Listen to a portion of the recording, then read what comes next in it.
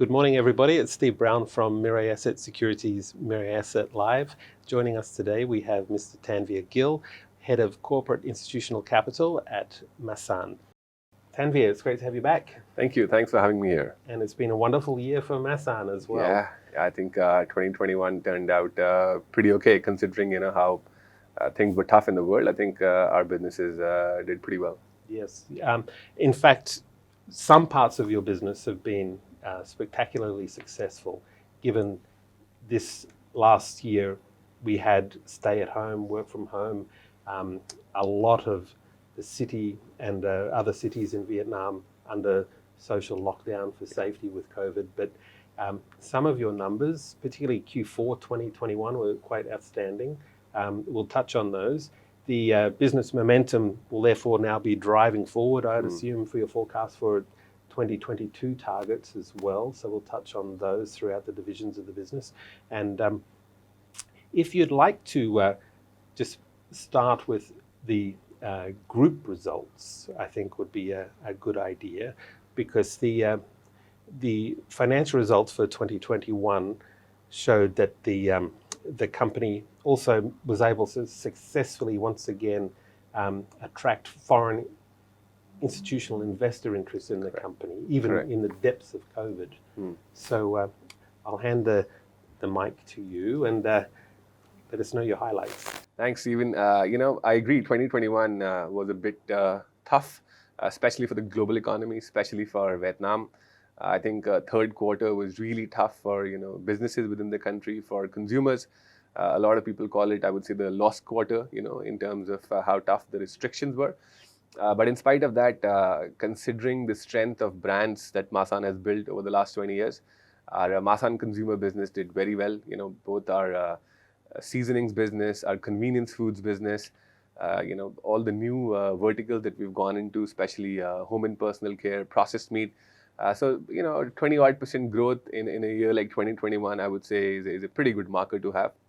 As far as Vincommerce is concerned, our modern retail business, we've been able to really, I would say, nail the model down in terms of what model do we need for us to now expand going forward.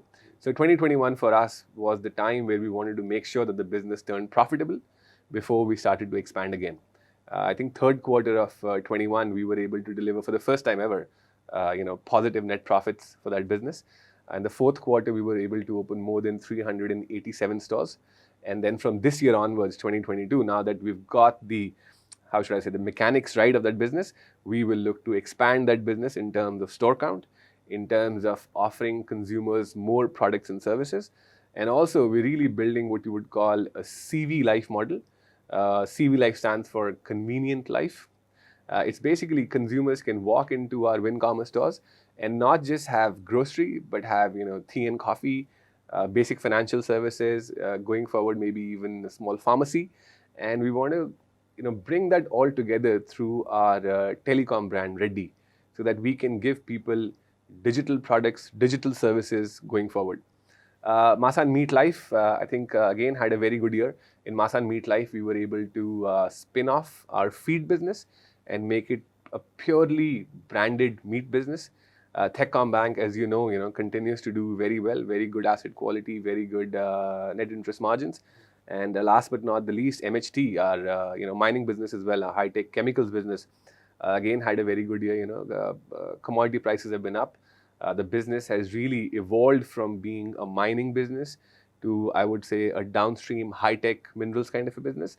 And as a result, MHT also delivered profitability for the full year.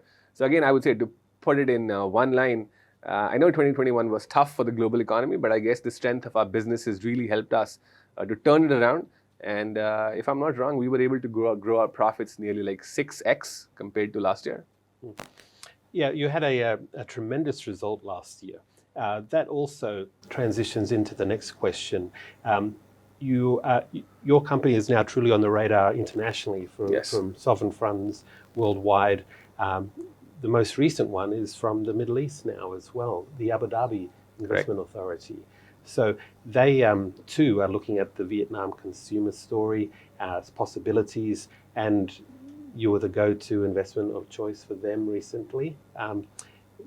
Where you have the vision now for the retail consumer point of life that you just referred to.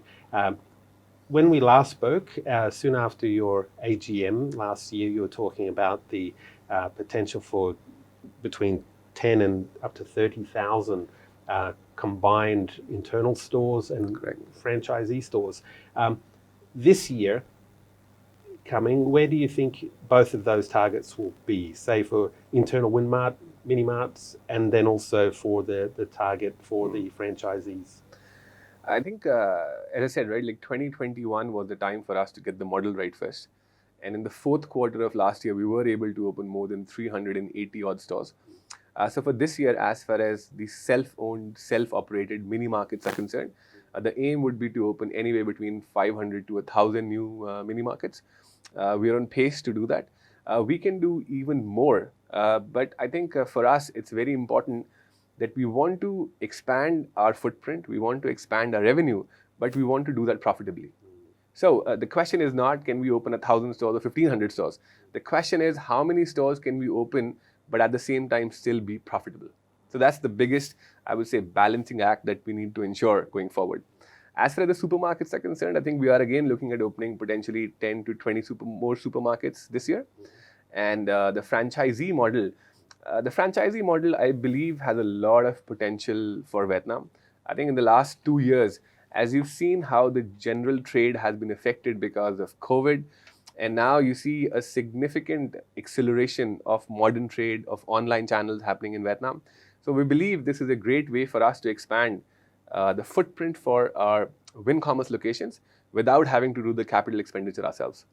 So the aim is to build these franchisee stores which look exactly the same as our own self-owned and operated mini markets, but at the same time also give the mom and pop retailers, the general trade, also an opportunity to participate in this growth that that the economy in Vietnam itself is seeing.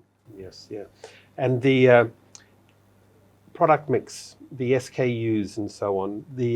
Some of them have had very good growth last year, and then you're also broadening your home care portfolio. Correct. And you just mentioned you'll also be looking potentially now, after incorporating Phuc Long into your Vinmart Plus, to also incorporating a small pharmacy for OTC pharmacy products as well. I think that's a fantastic idea for the company. The whole bringing together the consumer wallet share, presently it's mostly a offline story, but you've also now recently bought into a company, strategic investment in Ready, haven't you? Can you explain how Ready is positioned to help bring that all together for you? If you look at Masan Consumer, we are the market leader in seasonings, one of the largest players in convenience foods. We have a growing franchise in beverages, in home and personal care. We recently entered. If you look at Phuc Long, one of the top 3 tea and coffee brands in the country. If you look at WinCommerce, so on a daily basis, all the brands that Masan has, have millions of interactions with millions of consumers in Vietnam. But predominantly, these interactions are offline. So the aim is to convert a lot of these consumers from an offline channel to an online channel. And that is where Mobicast with its brand Ready comes in.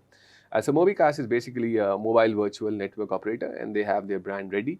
So when a consumer, let's say, goes into a WinCommerce store and buys grocery and buys their daily needs, what they consume on a daily or weekly basis.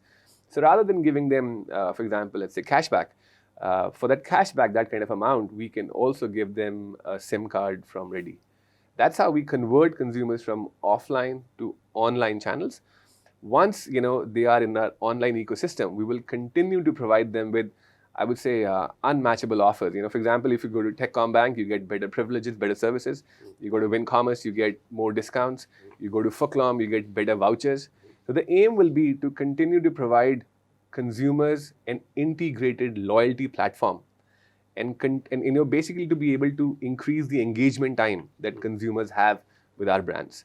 The next step for us would be then to look at all the data that we generate through these online interactions, add, I would say, the ability to crunch big data within Masan's ecosystem, and then be able to provide consumers with the next generation of digital products, digital services, which I believe would be the next, if you can say, the next transformational growth area for Masan over the next 2 to 3 years.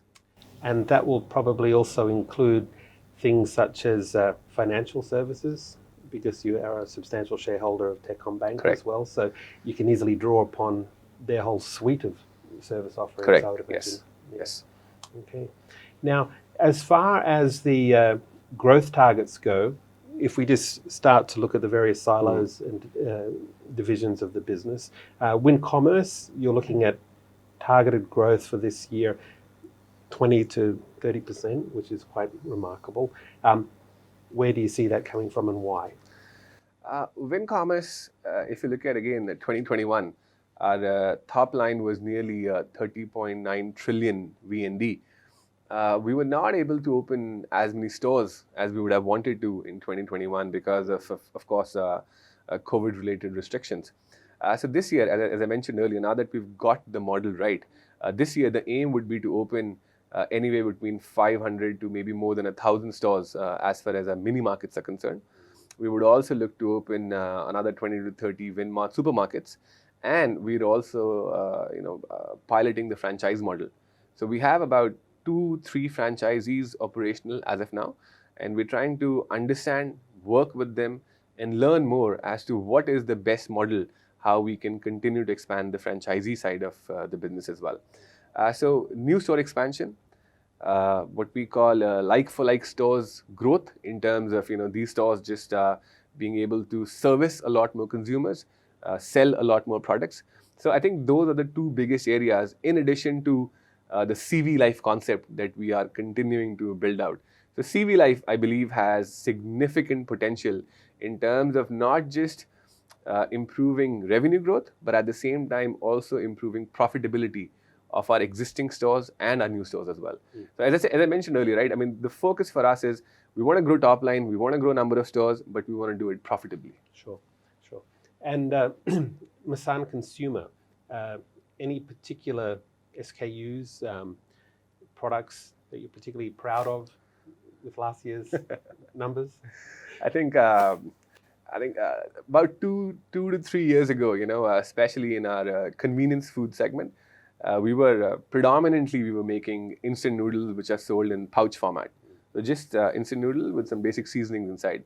And 2 to 3 years ago, we really made a pivot towards making a lot more of what you call full meal solutions, home meal replacements. And I think that really helped us in the last couple of years as people could not go out, as people had to stay home. And of course, we were investing in the right kind of marketing, advertising campaigns and so on. So that segment for us has really took off in the last couple of years. I think today it's like one of the fastest growing areas that we have within our consumer ecosystem, and especially within our convenience foods portfolio.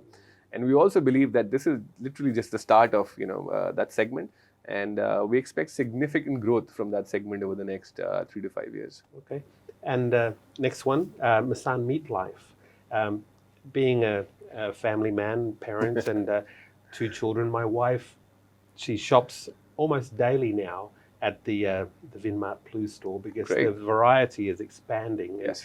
The chilled meats on offer of a standard of any of the top tier supermarkets in Vietnam, and the product range there, you're looking at up to, according to your strategy report here, up to 45% growth. Correct. So that's probably indicative of a lot of people who live in apartment complex towers who find your service offerings good enough to just quickly go there, buy those. But then I asked you last time about providing your competitors as well. This revenue number growth forecast target that you've got of up to 45%, it's actually the best one in your whole spectrum of divisions of operation. For what it is, like cold chicken and pork and so on. Yes. I think it's a standout. Yes. It shouldn't be overlooked because it's the everyday consumer staple. Correct. And you're doing it really, really well. Correct. Any other areas of meat that you're looking at offering up? Beef, perhaps? I think for us, for the next, at least for this year, we really focused on pork and chicken for now. I mean, if you look at in the last 3 to 4 years, we've really built an entire value chain to provide these kind of products. When consumers go to a store, when they see a meat deli product, there's a lot of work which has gone behind building that kind of a value chain and being able to provide you a product which stays chilled, it's never frozen, it never goes to room temperature, which is why it has a certain shelf life. And because the entire value chain is taken care of, whether it's the best kind of animals, whether it's the best kind of feed, whether it's the best technology available in the world, the right kind of distribution systems, which is what all gets together for you to go to a supermarket and see that product for yourself. So I think for the next 6-12 months, and maybe a bit longer, we will continue to focus on pork and chicken for now. We believe there is a significant amount of opportunity there. Even today in Vietnam, I think more than 95-96% of meat consumed is bought from general trade, is bought from wet markets, where the quality, traceability, safety is a big concern for consumers. And as Vietnam, evolves, as people's disposable incomes go up, people will definitely look towards a much more safer, traceable option, and which I think is where Meat Deli perfectly fits in. The partnership, or the partnership that we have with WinCommerce, for example, is another big area for us to grow. Today, in a WinCommerce store, typically more than 70% of the meat, especially in pork and chicken, which is sold, comes from our own Meat Deli franchise.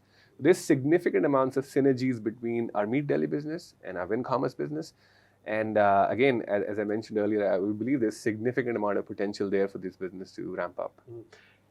From personal observation and going on corporate access tours, your Masan Meat Life offering is very Western, very developed market. Some of your competitors, they are trying to do the hybrid wet market and modern trade, modern convenience store format. I think your display and presentation is what is, in my opinion, the very attractive option, rather than seeing like fish tanks full of fish taking up display space. And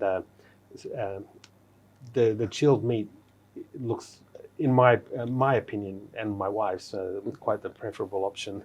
But moving on now to Masan high-tech materials.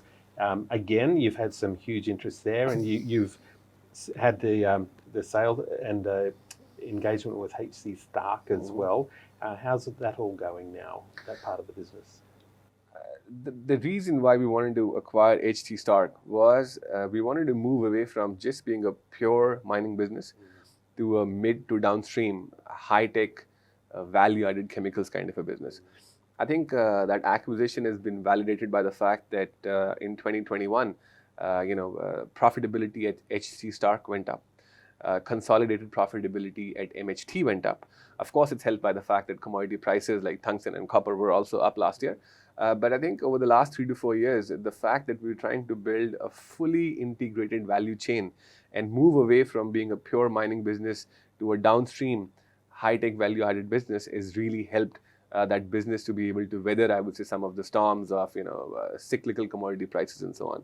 And we will continue to move towards that. We'll continue to look at how we can get even closer to industrial consumers and be able to produce further, I would say, specialty chemicals, specialty alloys, specialty minerals, so that going forward, the products that MHT sells are sold based on the brand name, based on the quality of the products, and not based on what tungsten or copper price is. So we're really trying to, we're really trying to decommoditize the impact of commodity prices on this business and make it a lot more sustainable, profit-generating business over a long term. Sure, yeah.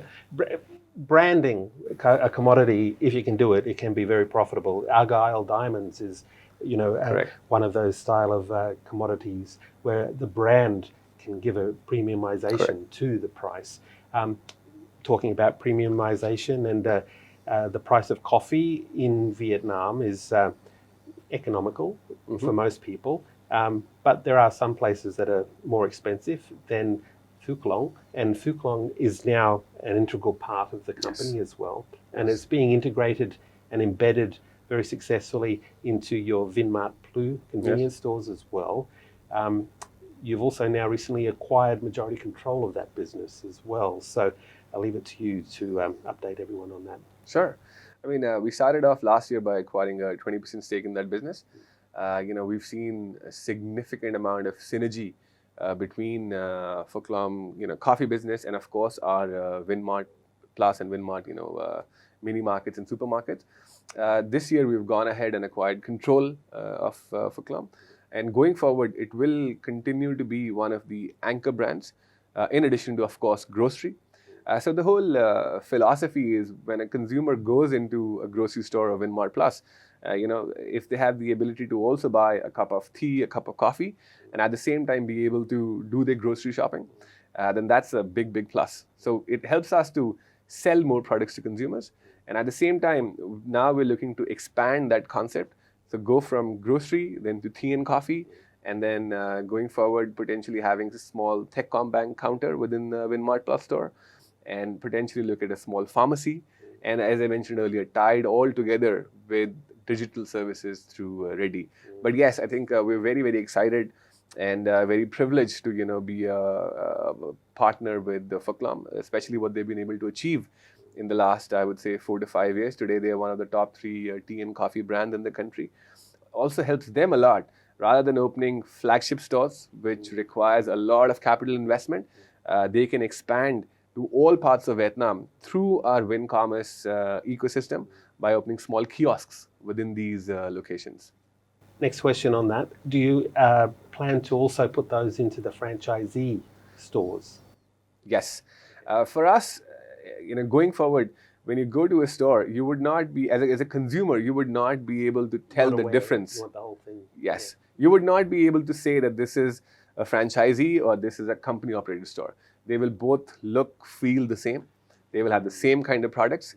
And as I mentioned earlier, this is a way for us to expand WinCommerce network, involve general trade, give them also an opportunity to grow with us, and at the same time being able to provide multiple services to consumers through what we call a one-stop solution, basically. I think that's a very good idea, because a lot of the traditional mom and pop shop house style stores, they presently don't sell coffee. They usually just sell all the dry goods, and then some refrigerated products and ice creams and soft drinks and so on. And so being able to integrate everything that you will see in a Vinmart or Vinmart Plus store now for a franchisee, I think will incentivize the footfall to come to those as well. So I think that's a great idea. The wrap-up question that I've got for you, your plans for the integration of all of the products that you've mentioned, Techcom Bank and a pharmacy. Last one is dairy. A lot of people are asking me, when will they do milk? Is that still just being strategized? You're happy to fill the shelves with Vinny Milk and all the others out there, the TH True Milk, because you'll have a 20 to 30,000 store rollout possibility with a Masan branded product. And I'm sure, Dr. Quang and your colleagues are probably thinking this would be a fantastic inclusion one day. I mean, I agree with the thesis. It's just that, first of all, we believe there are already some really good companies doing a very good job as far as the milk category is concerned. Number one. Number two, Masan Consumer already has a couple of products in that segment, so we're trying to do it in an organic way. Number three, I think going forward, especially for WinCommerce, it could make sense for them to have a private label kind of a portfolio as far as milk products are concerned. But for us, I think as of today, we're not looking to any significant M&A, or we're not looking to any significant partnership as far as that part of the business is concerned. As I mentioned earlier, for us, now that we have an entire ecosystem of brands and services geared towards consumers, The next step for Masan would be to make this consumer business into a consumer tech business. So the focus for us would be now to add a layer of tech on top of all these brands we have, and not basically take a step back, but actually try and take a step up and really being able to build a consumer tech ecosystem. As opposed to consumer cow. For now. Okay. Well, Tanveer, as always, thank you very much for joining us on Mirae Asset Live, and have a wonderful, successful 2022. I think you're definitely on the right path. You've survived the COVID-19 pandemic better than most of the listed companies in the VN30, and wish you every success for the rest of the year. Steve Brown from Mirae Asset Securities with Mr. Tanveer Gill, Head of Institutional Capital from Masan. Have a good day.